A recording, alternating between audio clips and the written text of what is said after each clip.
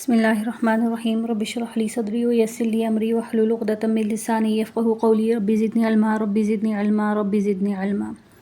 آج کے سبق میں ہم سورۃ العادیات پڑھیں گے۔ تو سب سے پہلے ہم سورۃ العادیات کا لفظی ترجمہ پڑھیں گے کہ اس میں گرامر کے لحاظ سے تھوڑا سا ہم اس کو دیکھیں گے، پھر ہم اس کی مختصر شرح اور تفسیر دیکھیں گے۔ آسان تفسیر کی طرف ہی ہم جاتے ہیں، تو سب سے پہلے ہم اس کے لفظی ترجمے کی طرف جاتے ہیں۔ بسم اللہ الرحمن الرحیم۔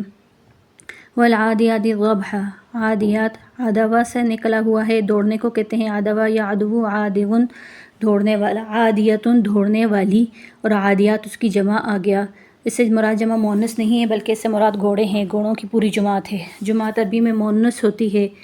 والعادیات وہ قسم کے لیے ہے، قسم ہے دوڑنے والے گھوڑوں کی، ضبحا ہانپتے ہوئے۔ فالموریات پھر موریات، موریا کی جمع ہے چنگاری پیدا کرنے والی، موریات، قدحن ٹاپوں سے، پھر چنگاری اڑاتے ہیں ٹاپوں سے۔ فالمغیرات مغیرہ کہتے ہیں حملہ کرنے کو کہتے ہیں، اس سے مراد گھوڑے ہیں، صبحاً صبح کے وقت، پھر قسم ہے ان گھوڑوں کی جو حملہ کرتے ہیں صبح کے وقت۔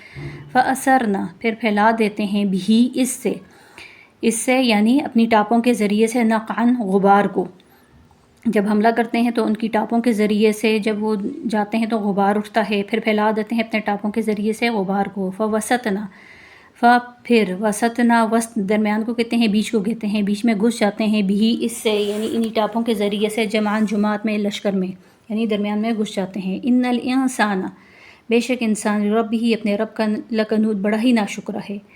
مراد یہ ہے کہ گھوڑا اپنے مالک کے ساتھ جو وفا کرتا ہے، انسان اپنے رب کے ساتھ وہ وفا نہیں کرتا۔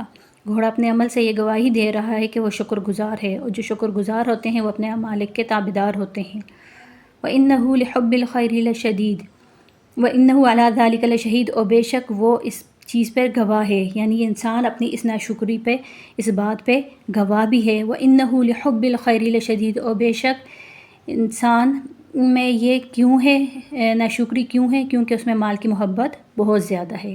افلا یعلم اذا بعثر ما فی القبور افلا یعلم کیا وہ نہیں جانتے، بعثر اٹھائے جائیں گے، زندہ کیے جائیں گے، ما فی القبور قبور قبر کی جمع ہے، کہ انسان جانتے نہیں کہ ان کو جب زندہ کیا جائے گا ان کو جو قبروں میں ہیں۔ وحصل حصل اور حاصل سے نکلا ہوا ہے، حاصل کیا جائے گا، ما فی الصدور جو ان کے سینوں میں ہیں، یعنی سینوں میں راز ہیں، بھید ہیں۔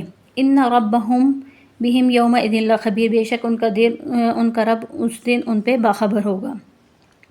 قسم ہے ان گھوڑوں کی جو دوڑتے ہوئے ہانپتے ہیں، پھر اپنی ٹاپوں سے چنگاریاں اڑاتے ہیں، پھر صبح کے وقت اچانک حملہ کرتے ہیں اور ٹاپوں کے ذریعے غبار اڑاتے ہیں، صبح کے وقت لشکر میں گھس جاتے ہیں۔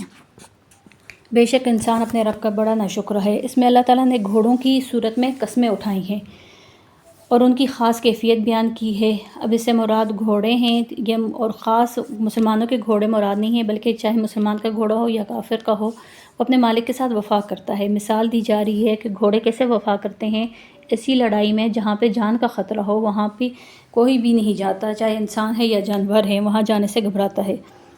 اللہ تعالیٰ فرماتے ہیں ایسی جگہ گھوڑے اپنے مالک کو پشت پہ بٹھا کر نہ صرف لے کے جاتے ہیں بلکہ ایک شان سے لے کے جاتا ہے، اور ٹاپوں کے ذریعے چنگاریاں اور غبار اڑاتے ہوئے صبح کے وقت چستی کے ساتھ جماعت میں گھس جاتے ہیں۔ صبح کے وقت کا خاص طور پہ اس لیے ذکر کیا کہ صبح کے وقت ایک چستی کا ہوتی ہے اور ایک شان ہوتی ہے، لیکن انسان اپنے مالک اور خالق کے ساتھ وفا نہیں کرتا۔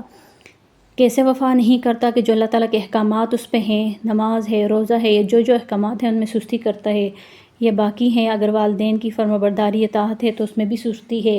تو فرمایا اس پر انسان خود بھی گواہ ہے کہ انسان کی بے وفائی کی وجہ پھر دوسری آیت میں بیان کر دی کہ کس وجہ سے وہ انسان ناشکر ہے، تو بتا دیا وَإِنَّهُ لِحُبِّ الْخَيْرِ لَشَدِيدٌ کیونکہ اس میں مال کی محبت بہت زیادہ ہے۔ دولت کی محبت کیوں ہے؟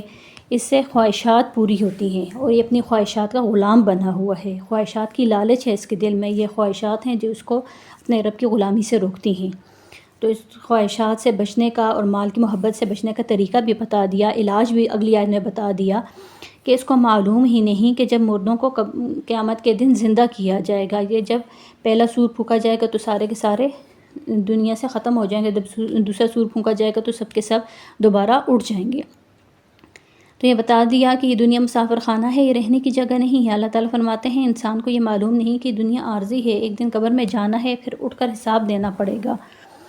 وحصل ما فی الصدور، اور ایسا حساب ہوگا جو صرف ظاہری اعمال کا نہیں ہوگا کہ جو سب کے سامنے اعمال کیے، بلکہ وہ ایسے اعمال جو کہ اس کے سینوں میں ہیں، ایسے راز جو بھید جو اس نے کسی پہ بھی ظاہر نہیں کیے، حتیٰ کہ ایسا اگر کوئی غلط کام یا برائی جس کا اس نے عزم کیا، ارادہ کیا، اس کے دل میں اس کا خیال آیا، تو اس گناہ پر ارادے پہ بھی اس کو اس پہ بھی اس کو گناہ ملتا ہے، ایسے گناہ بھی اس کے سامنے آ جائیں گے۔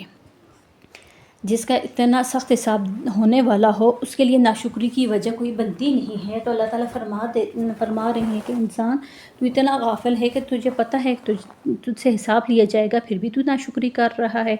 ان ربہم بہم یومئذ لخبیر، جس دن ایسا ہوگا اس وقت تمہارا رب تم پہ باخبر ہوگا۔ باخبر ابھی بھی ہے، لیکن یہ ہے کہ سب کے سامنے وہ اعمال لے آئے گا، سب کو پتہ چل جائے گا کون کیا تھا اور کیا کچھ کر کے آیا ہے۔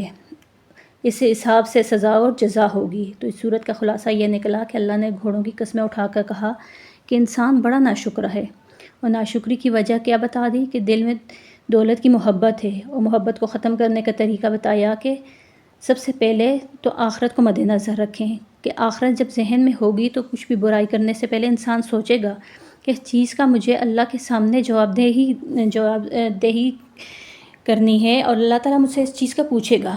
اور دوسری بات یہ ہے کہ دولت کی محبت کم کرنے کے لیے صدقات و خیرات زیادہ سے زیادہ کرنے چاہیے، کیونکہ جب صدقات و خیرات زیادہ سے زیادہ ہوں گے تو دل سے مال کی محبت نکل جائے گی۔